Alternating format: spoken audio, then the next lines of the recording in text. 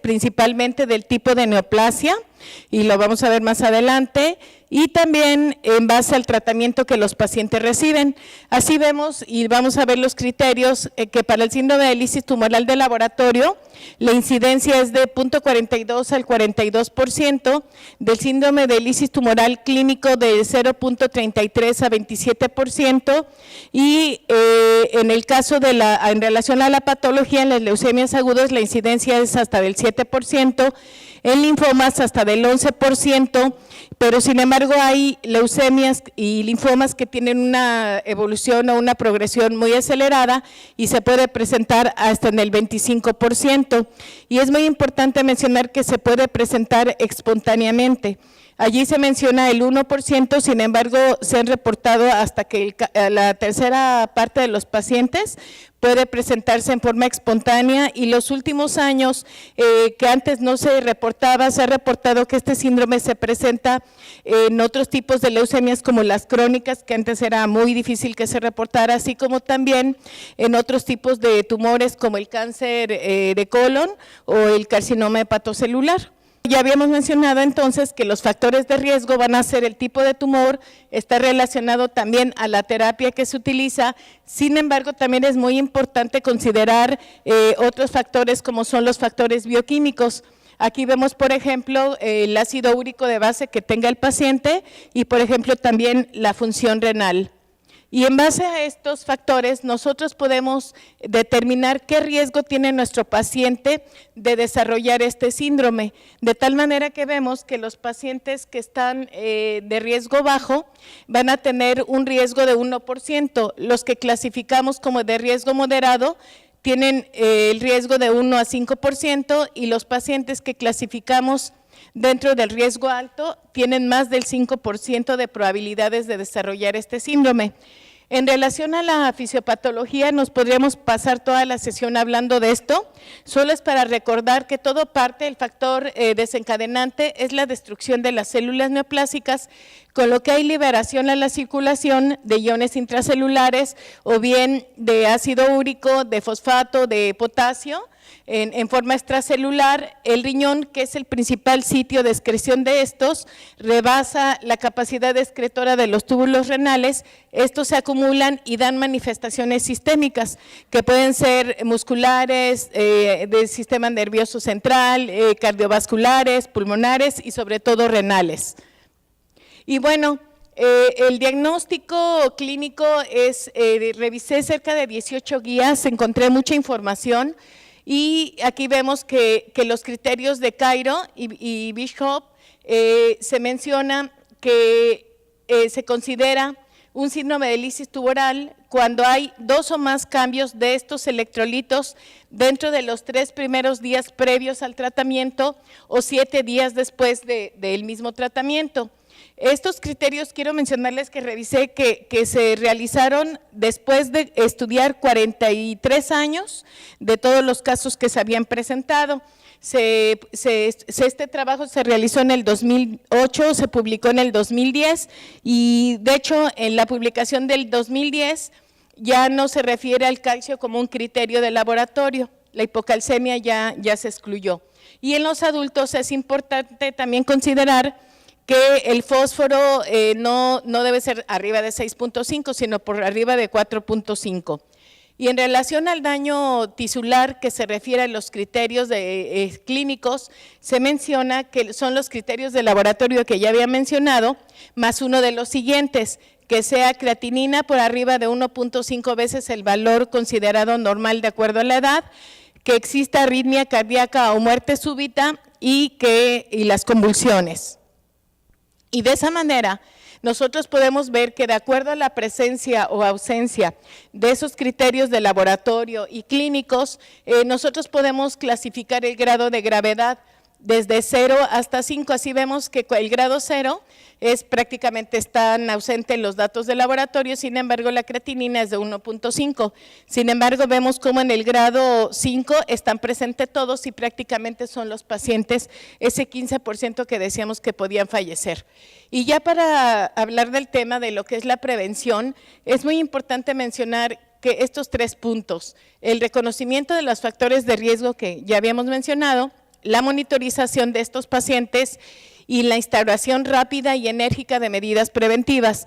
De hecho, la prevención tiene dos objetivos principales. Uno es preservar la función renal y el otro es prevenir las manifestaciones como arritmia o de irritación muscular. En relación, ya vimos que clasificamos a nuestros pacientes de acuerdo al riesgo que tienen de presentar este síndrome y por ejemplo, en el caso de los pacientes de bajo riesgo son factores que pueden ser modificados solo con hiperhidratación o evitando drogas nefrotóxicas. Sin embargo, en los pacientes de riesgo intermedio o de alto riesgo, tenemos que realizar diferentes intervenciones y el manejo incluso debe ser en la terapia intensiva. Así vemos que son todas estas intervenciones que deben de iniciarse desde 24 hasta 72 horas antes de iniciar la terapia antitumoral. Como todos sabemos, hay pacientes en los que no se puede diferir y tenemos que correr el riesgo de desarrollar o de exacerbar el síndrome de lisis tumoral. Y bueno, uno de los, para el manejo es prevenir la nefropatía por el ácido úrico, el cual el tratamiento va a tener tres objetivos. El primer objetivo es aumentar el flujo plasmático renal y la filtración glomerular. Esto es para ayudar a excretar ese ácido úrico y lo vamos a hacer con la hiperhidratación, que logremos una diuresis por arriba de 100 mililitros por metro cuadrado. Cuando no lo logramos, tenemos otras alternativas como son los diuréticos, de preferencia el furosemid, pero también tenemos manitol e incluso dopamina. El segundo objetivo es alcalinizar la orina. Este es un criterio que está mucho en controversia. ¿Sí se debe alcalinizar la orina o no se debe de alcalinizar? Bueno, se sugiere que en caso de que se alcalinice sea con bicarbonato de sodio o incluso se puede llegar a utilizar acetosolamida, pero solo se está indicado en los casos cuando hay acidosis metabólica. ¿Por qué? Porque recordemos que el ácido úrico en un pH fisiológico es soluble. En cambio, en un medio ácido, este se puede cristalizar, precipitarse y causar la nefropatía obstructiva.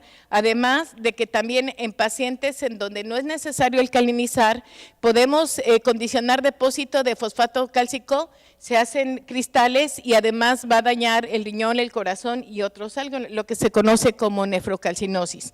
Entonces, muy importante ese criterio. Y el tercer aspecto es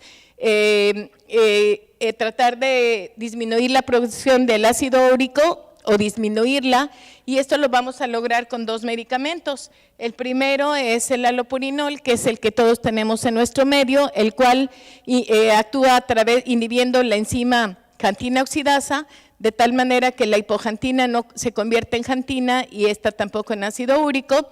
Y el otro medicamento que tenemos es la rasburicasa, que bueno, en nuestro medio, por lo menos en el mío, no contamos con él, y esta rasburicasa es una enzima urato oxidasa recombinante que convierte el ácido úrico en alantoína. Este es de 5 a 10 veces más soluble, con lo que se puede disminuir. Aquí esta tablita se me hizo importante colocarla, porque vemos que el allopurinol pues la podemos utilizar en casos menos graves. En cambio, la rasburicasa sí se ha visto que ayuda en forma más efectiva. De hecho, aquí les presento este trabajo que se realizó en niños que tenían linfoma no Hodgkin, y fueron 235 pacientes menores de 21 años de edad, en donde el grupo francés utilizó la rasburicasa y el grupo americano utilizó el allopurinol. Y aquí vemos cómo el grupo francés tuvo menos daño renal, menos riesgo de síndrome de lisis tumoral y menos pacientes que ameritaron incluso diálisis. Y aquí está otra tabla que fue, este no es el mismo trabajo, es otro trabajo en donde vemos cómo los que utilizaron la rasburicasa disminuyó en las primeras 24 horas. El ácido úrico incluso disminuyó hasta en un 30%, en cambio en un 13% en los que se utilizó allopurinol. Y aquí vemos cómo también la creatinina se normalizó también en las primeras 24 horas utilizando la rasburicasa. Y bueno, aparte tenemos que tratar las otras alteraciones metabólicas, como es la hipercalemia, con lo que lo logramos, de hecho es la complicación más grave, lo logramos con gluconato de calcio, furosemid, incluso podemos utilizar insulina, con lo que vemos que disminuye el potasio al espacio, aumenta el espacio intracelular.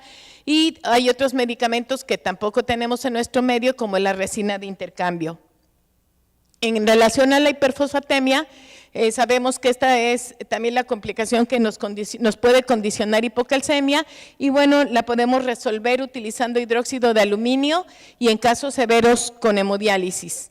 Y la hipocalcemia, bueno, pues el paciente no necesita la corrección si el paciente está asintomático, en cambio si está asintomático sí tenemos que utilizar el gluconato de calcio.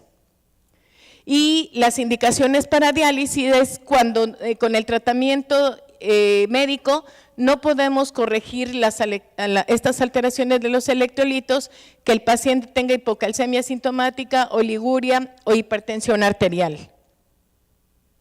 Y bueno, ya casi para terminar, les voy a presentar este trabajo que fue realizado en el Instituto Nacional de Pediatría de enero del 2008 al 2014 por la doctora Seila Yadira Gómez Murillo, coordinada por el doctor Alfredo Gutiérrez Hernández, quienes me hicieron favor de permitirme presentar sus resultados.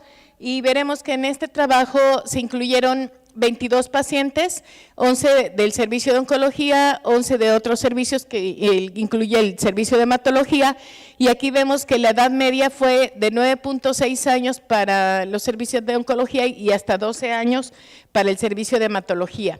En relación al sexo, fue más frecuente en el sexo masculino, también aquí las mujeres somos más fuertes, como dice mi maestro. Aquí el sexo masculino, la incidencia fue de 2.6 por 1 del sexo femenino. En relación a dónde fue más, se presentó, en qué patología se presentó con mayor frecuencia, pues se presentó más en las leucemias agudas linfoblásticas, tanto B como T, hasta en un 86.3%, y en el caso del linfoma de Burkitt se presentó en un 9%.